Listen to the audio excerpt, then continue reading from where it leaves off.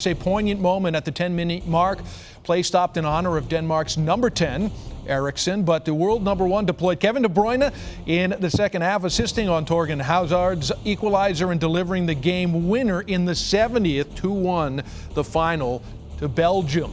And it's Belgium's second win from 2 matches, leading Group B, and they are assured of going through to the knockout round. They will play Finland for their final match. Denmark will go all in for a win versus Russia to keep their hopes alive.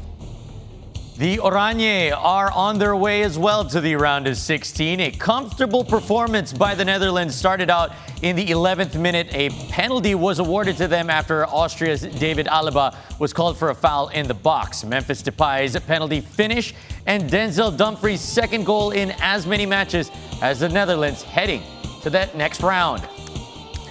So one spot is already assured, but possibly 2 more seats at the round of 16 are up for grabs in Group C. The Netherlands are through, but Austria and Ukraine will be duking it out for the second ticket. They face off on the 21st with the winner moving on.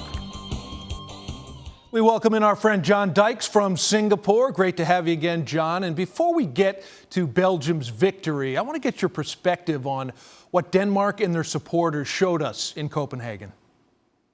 Well, Monk, it's great to be with you, and it was great, like everybody else around the world, to be able to watch that match last night. You know, Belgium were merely bystanders, bit part players in a drama that was all about the Danes, who just channeled the raw emotion that was pouring down from the stands, that was seemingly everywhere, and tore into Belgium.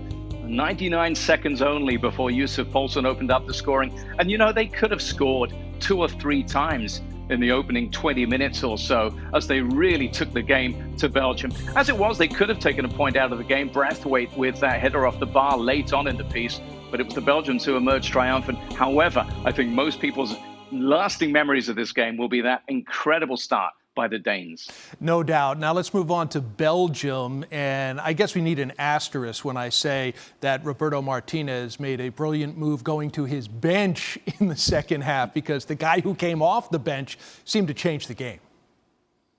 Yeah, that guy, of course, Kevin De Bruyne, just over 2 weeks after damaging his nose and his orbital socket, coming on and just cool as you like, setting up Thorgan Hazard for the equalizer, and then beautifully scoring with his left foot to make it 2-1 with some 20 minutes to go.